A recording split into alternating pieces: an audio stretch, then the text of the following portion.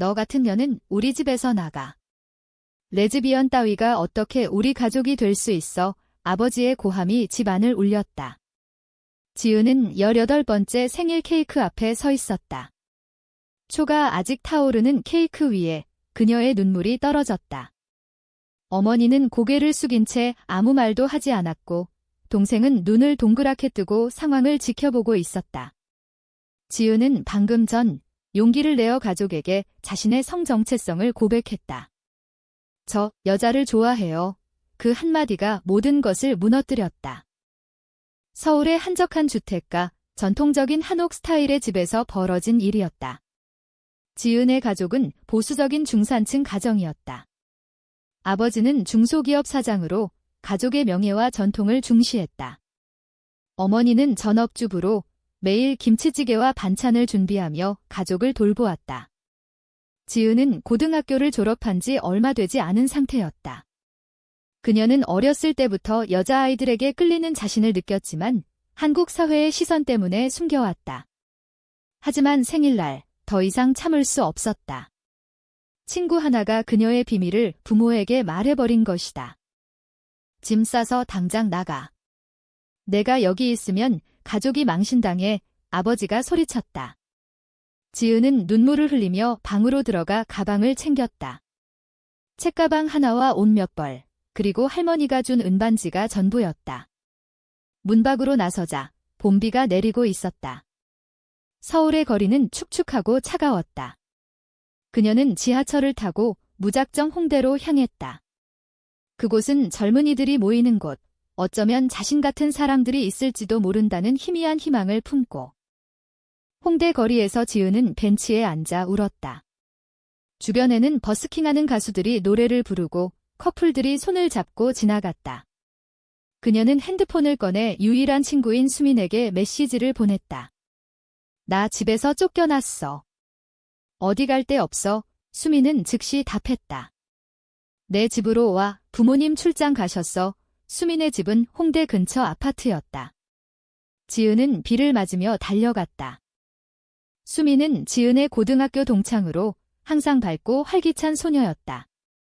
그녀는 지은의 비밀을 알고 있었고 지지해 주었다. 괜찮아, 지은아. 여기서 지내. 내가 도와줄게. 수민이 안아주자 지은은 오랜만에 따뜻함을 느꼈다. 그날 밤 둘은 함께 라면을 먹으며 이야기를 나눴다. 수민은 자신의 꿈을 말했다. 나 카페 차리고 싶어. 커피와 책이 있는 자유로운 공간. 지은은 웃었다. 나도 도울게. 같이 하자. 며칠 후 지은은 아르바이트를 시작했다. 홍대 카페에서 바리스타로 일하며 돈을 모았다. 한국 사회에서 레즈비언으로 사는 건 쉽지 않았다. 주변 시선이 따가웠고 때때로 괴롭힘을 당했다. 하지만 수민이 곁에 있었다. 둘은 점점 가까워졌다. 함께 한강공원에서 산책하며 벚꽃이 피는 봄을 즐겼다. 지은아, 너 정말 예뻐. 수민의 말에 지은의 심장이 뛰었다. 그것은 우정 이상의 감정이었다. 시간이 흘러 여름이 왔다. 지은은 대학 입시에 도전했다. 서울대 문학부가 꿈이었다. 수민과 함께 도서관에서 공부하며 서로를 격려했다. 하지만 집에서 쫓겨난 상처는 여전했다. 밤마다 꿈에서 아버지의 얼굴이 나타났다. 왜 나를 버렸어요? 그녀는 속으로 외쳤다. 한편 가족 쪽에서는 변화가 생겼다. 아버지의 사업이 어려워지기 시작했다. 경제 위기로 인해 회사가 흔들렸다. 지은은 수민과의 관계를 깊게 느꼈다. 어느 가을 저녁, 둘이 함께 한옥마을을 산책하다 수민이 고백했다. 나 너 좋아해? 레즈비언으로서 이 지은은 눈물을 흘렸다. 나도. 둘은 손을 잡고 서울의 밤거리를 걸었다. 하지만 이 행복은 오래가지 않았다. 수민의 부모가 돌아와 지은을 발견하고 그녀를 쫓아냈다. 우리 딸을 망치지 마. 수민은 울며 지은을 보냈다. 지은은 다시 길거리로 나왔다. 홀로 선 지은은 결심했다. 내 힘으로 살아야 해. 그녀는 더 열심히 일했다. 카페에서 승진의 매니저가 되었고 저녁에는 온라인 강의를 들으며 공부했다. 겨울이 왔을 때 그녀는 대학에 합격했다. 장학금을 받아 등록금을 마련했다. 수민과는 연락이 끊겼지만 마음속에 남아 있었다. 대학 생활이 시작됐다. 지은은 서울대 캠퍼스에서 문학을 공부하며 새로운 세상을 만났다. 강의실에서 만난 친구들, 문학 동아리에서 토론하는 밤들. 하지만 그녀의 마음속에는 여전히 가족의 빈자리가 있었다. 크리스마스 때 그녀는 집 근처를 지나며 창문을 바라봤다. 불이 켜진 집안에서 가족이 웃는 모습이 보였다. 그녀는 눈물을 삼키고 돌아섰다. 수민과의 재회는 우연이었다. 대학 1학년 봄, 캠퍼스 벚꽃 축제에서 만났다. 수민은 다른 대학에 다니고 있었다. 지은아, 수민이 달려오자 지은은 얼어붙었다. 둘은 벤치에 앉아 이야기를 나눴다. 수민은 부모와 싸워 집을 나왔다고 했다. 너 없이 못 살겠어, 지은은 안아줬다. 그렇게 둘의 사랑이 다시 시작됐다. 둘은 함께 작은 원룸을 얻어 살기 시작했다. 서울의 번잡한 거리, 신촌 근처였다. 아침에 함께 커피를 마시고 저녁에 한식 요리를 해 먹었다. 지은은 수민에게 한국 전통 문학을 읽어주었고 수민은 지은에게 그림을 그려줬다. 하지만 사회의 벽은 높았다. 친구들 사이에서 소문이 퍼지자 일부가 멀어졌다. 레즈비언 커플일의 속삭임이 들렸다. 고향 가족의 소식은 동생을 통해 들었다. 동생 지민이 몰래 연락했다.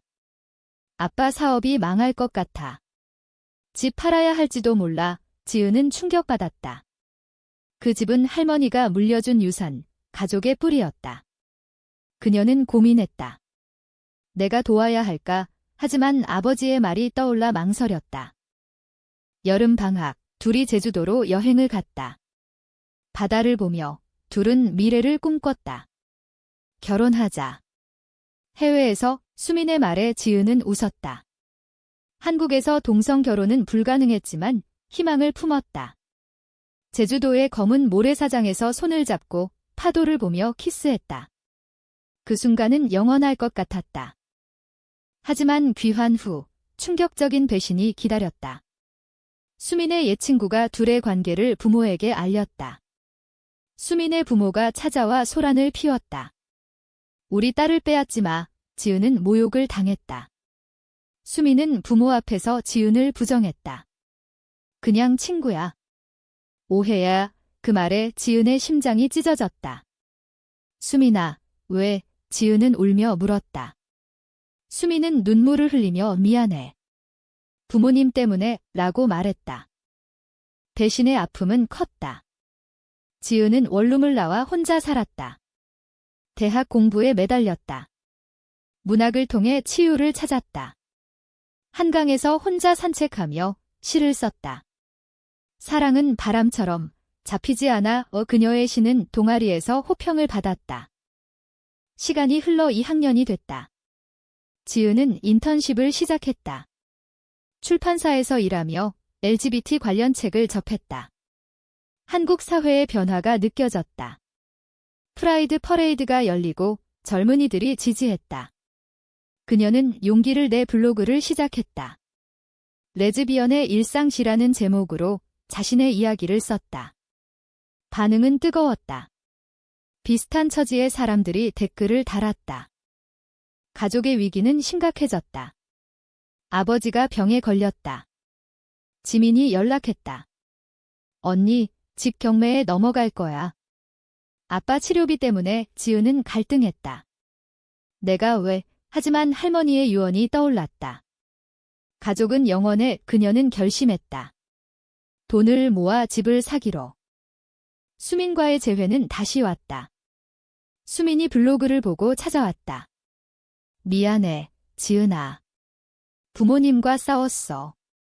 이제 자유야. 지은은 용서했다. 다시 시작하자. 둘은 화해했다. 함께 계획을 세웠다. 지은은 출판사에서 정직원이 됐고 수민은 카페를 열었다. 3학년, 지은의 삶은 안정됐다. 출판사에서 LGBT 도서를 기획하며 사회 변화를 이끌었다. 그녀의 책 추방된 사랑기 출간됐다. 자전적 이야기로 큰 반향을 일으켰다. 인터뷰에서 그녀는 말했다. 한국 사회가 더 포용적이 되길 바래요. 수미는 카페를 성공적으로 운영했다. 지은 커필라는 이름으로 LGBT 친화적 공간이었다. 가족과의 재회는 갑작스러웠다. 아버지가 입원했다. 지민이 연락했다. 언니, 아빠가 너 보고 싶대. 지은은 병원으로 갔다. 병실에서 아버지는 약해진 모습이었다. 지은아, 미안하다. 내가 레즈비언인 게 이제 이해하려 해. 눈물이 흘렀다. 어머니도 울었다. 집으로 돌아와. 하지만 지은은 말했다. 저 이제 제 삶이 있어요. 수민과 함께. 집은 경매에 넘어갔다. 지은은 은행 대출과 저축으로 입찰했다. 그녀의 책 판매가 도왔다. 경매에서 그녀가 낙찰받았다. 이 집, 제가 주인이 됐어요. 가족은 놀랐다. 아버지는 퇴원 후 지은의 원룸으로 왔다. 내가 우리 집을 사다니. 지은은 웃었다. 할머니 유산이니까요. 가족으로 돌아가요. 하지만 수민과의 관계에 새로운 충돌이 생겼다. 수민의 옛 연인이 나타났다. 과거 레즈비언 관계였다. 수민아, 나 없이 못 살잖아. 그 여자가 수민을 유혹했다. 지은은 의심했다. 카페에서 둘을 봤다. 수민이 웃는 모습에 배신감을 느꼈다. 수민아, 왜 또? 대화에서 수민은 부정했다. 오해야. 그냥 친구. 신뢰가 깨졌다. 지은은 혼자 한옥집으로 돌아갔다. 리모델링하며 과거를 회상했다. 어린 시절 할머니와 김치를 담그던 추억. 그녀는 결별을 선언했다. 우리 그만하자. 수민은 울었다. 미안해. 이번엔 진짜야. 홀로 선 지은은 강해졌다. 책 투어를 다니며 전국을 돌았다. 부산에서 만난 팬들이 격려했다. 언니 이야기 덕분에 용기 냈어요. 그녀는 감동받았다. 서울로 돌아와 집을 LGBT 쉼터로 만들 계획을 세웠다. 가족과의 화해는 깊어졌다. 아버지가 회복하며 지은의 책을 읽었다. 내가 자랑스러워. 크리스마스에 가족이 모였다. 수민도 초대됐다. 하지만 지은은 거절했다. 아직 준비 안 됐어. 새해, 지은은 새로운 사랑을 만났다. 출판사 동료인 혜린. 그녀도 레즈비언이었다. 함께 일하며 가까워졌다. 지은 씨, 당신 글에 감동받았어요. 혜린의 말에 지은은 미소 지었다. 혜린과의 관계는 천천히 발전했다. 둘은 함께 한강에서 자전거를 타고 인사동에서 전통차를 마셨다. 혜린은 지은의 과거를 이해했다. 내가 강해. 나도 비슷한 경험이 있었어. 지은은 안도했다. 이번엔 진짜일까? 집을 쉼터로 개조했다. 레인보우 하우스라는 이름으로 쫓겨난 LGBT 청소년들을 도왔다. 첫 손님은 16살 소녀였다. 부모님이 쫓아냈어요. 지은은 안아주며 말했다. 여기서 지내. 나처럼 될 수 있어? 수미는 카페를 팔고 해외로 갔다. 편지 한 통이 왔다. 미안해. 행복해져. 지은은 용서했다. 가족은 쉼터를 지지했다. 아버지가 도왔다. 내가 잘못했어. 이제 내 편이야. 고조되는 갈등은 사회적이었다. 보수단체가 쉼터를 비난했다. 동성애를 조장한다. 시위가 벌어졌다. 지은은 인터뷰로 대응했다. 사랑은 자유예요. 한국 사회가 변해야 해요. 지지자들이 모였다. 프라이드 퍼레이드에서 그녀는 연설했다. 혜린과의 사랑은 깊어졌다. 둘이 함께 제주로 여행했다. 올레길을 걸으며 약속했다. 영원히 함께. 지은은 반지를 끼웠다. 할머니의 은반지. 가족의 최종 화해. 아버지가 쉼터 개소식에 왔다. 지은아, 내가 주인이다. 자랑스러워 눈물이 흘렀다. 쉼터 운영은 성공적이었다. 더 많은 아이들이 왔다. 지은은 상담을 하며 자신의 이야기를 공유했다. 나도 18살에 쫓겨났어. 하지만 이제 주인이 됐지. 아이들은 희망을 얻었다. 혜린과 동거 시작.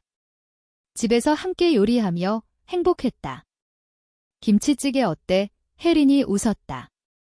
한국 문화가 둘을 연결했다. 과거의 상처가 재발했다. 수민이 돌아왔다. 지은아, 용서해줘. 지은은 흔들렸다. 혜린이 알자. 싸움. 너 아직 수민 좋아해. 지은은 부정했다. 과거야. 고조, 수민이 쉼터에 와 소란. 지은은 내 거야. 혜린과 대치. 지은은 선택했다. 혜린이야. 수민, 그만해. 수민은 떠났다. 지은과 혜린은 더 강해졌다. 가족의 지지. 어머니가 쉼터에서 봉사. 내가 오라. 시간이 흘러 지은은 25살. 쉼터는 유명해졌다. 책이 베스트셀러. 그녀는 강연자로 활동. 혜린과 해외 결혼. 한국으로 돌아와 파티. 가족과 친구들 축하. 결국 집은 그녀의 것이 됐다. 하지만 더 큰 의미, 사랑과 포용의 상징. 18번째 생일의 추방은 나를 강하게 만들었어. 이제 나는 주인, 그리고 희망의 전달자. 인간적인 결말, 용서와 성장.